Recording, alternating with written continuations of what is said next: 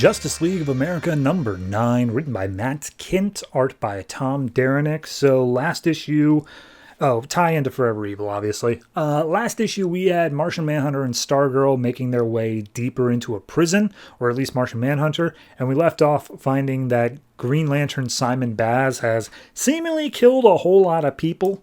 Meanwhile, Stargirl has found an escape from the prison back up on the top side. So we see what happened with Simon, where he's flying around town with Green Lantern powers, and everyone's just like, oh, he's a terrorist. He should be in jail. Why does he get superpowers? And then he's like, all right, you know what? I can hear you. You want to see a terrorist? Fine. And he blows up like the whole city.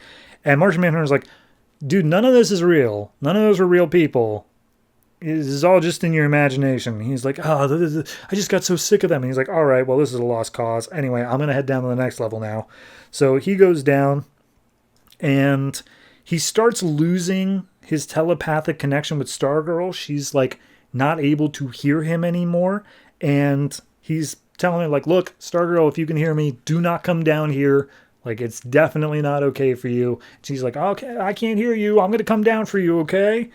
So next level down, he gets is full of like blood and guts and bones and human stuff. And we see Madame Xanadu has gone absolutely nuts. And she's like, well, I can't use any of my normal spells, so I gotta resort to dark magic. So, Hearts of Virgins and Blood of the Innocents, here we go.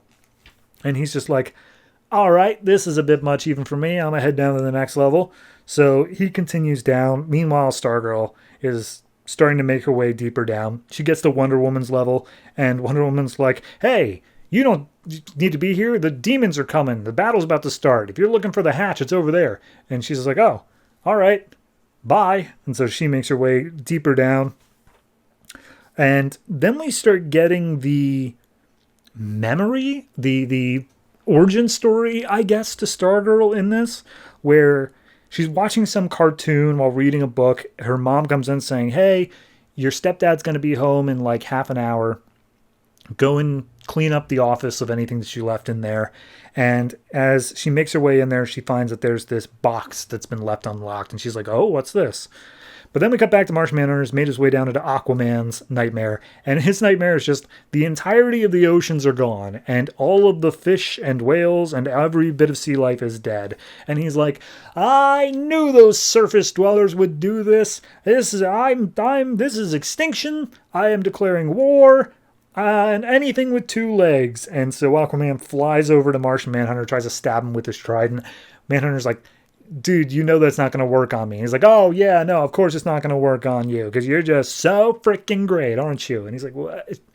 Okay, Aquaman, this is literally all in your head. None of this is happening. And he's like, oh, yeah? Smell that. Smells like a rotten fish to me. How can you tell me that's not real? And then he just flies off again. And Martian Manhunter's like, all right, I'm not that worried about Aquaman, so I'm going to go down into the next level, which I can already psychically feel is the final level. There's only one more down there. So we see Stargirl has made her way to Shazam's level, and Shazam's like, hey, you want to see a cool trick? And he picks up a car and throws it into a building, and just like, wasn't that awesome? And Stargirl's like, all right, I'm going to go now. And then she makes her way down into the next level. And then we get more of a continuation. She opens up the box, and inside is this, scepter thing, the star rod scepter. I don't know what it's called. Regardless, she puts on this costume that's also in there, and she realizes that she has the ability to, fly around with this. And as she's flying over the city of LA, she sees this big fire across town, and she's like, oh, I can be a hero. I'm going to go be a hero. So she flies over to help with that. Meanwhile, as Manhunter is down in the bottom layer, he sees this shadowy figure that he's been following ever since the beginning, and he's like, it's you! You're the last person down here. Who are you? And he's like, don't you like this place? There's all this fire and stuff. This is your hell, John. And so Martian Manhunter flies over and finds out that the person who he's been following this whole time is himself. And his other says, yeah, you tap into everyone's minds and you act like it's not such a big deal, but it's the whole reason why this prison was able to be made in the first place, is that you've been tapping into their minds like it's no big deal and learning all of their fears and stuff. And we also know about your fears as well. And he explains that his psyche is broken in two, and that's why he feels less powerful, and blah blah blah. Whole thing of like, oh yeah, you were too late to save your planet, and it burned, and now fire is your weakness because of that, and blah blah blah. So he basically says, you're down here, you're powerless to stop this. That is your greatest nightmare. And then we see Stargirl just passing by the rest of them, trying to get down to John.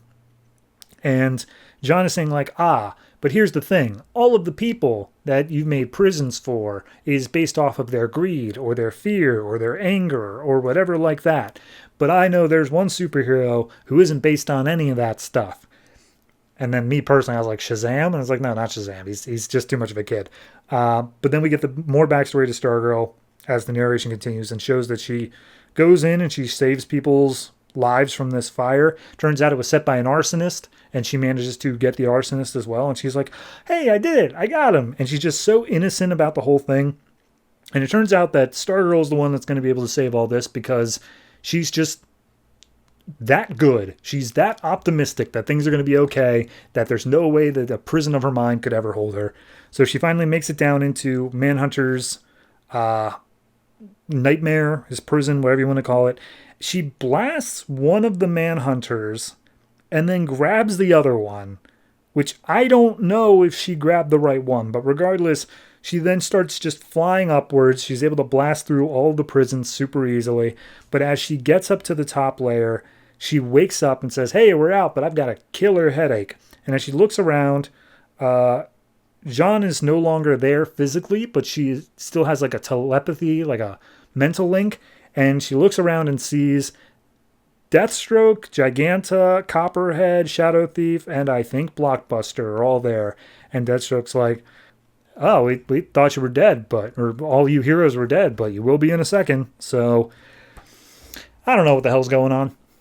I mean, clearly this was a mental prison to some extent, but Stargirl, because she was able to look out of it from the last issue, I don't think she was ever actually in it.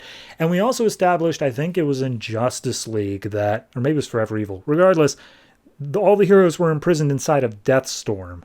So I also don't understand what's happening here, but I'm sure we'll get clarification as it goes on. In the meantime, this might have some crossover with Forever Evil Argus, because that's the last place I saw all of these villains together. So, yeah, a lot of moving parts with Forever Evil. All in all, I'd say this issue, it feels like it was meant to be linked in with just the last issue as well, because it doesn't feel like it's really doing that much on its own compared to the last issue. But altogether, it's got a decent message, I guess, of, oh no, Stargirl, she's the one who can save all of this. So collectively, it's probably like a 7.5, but because this issue is on its own and it repeats so much of the first half, I can't really give it even a 7. I think it's much more like a 6.5. And that sucks because I've been looking forward to Stargirl's origins, and this kind of felt rushed because of the fact they had to show what the rest of the League's nightmares were. I don't know. I'm just kind of bummed out. So 6.5 is the highest I can really give it.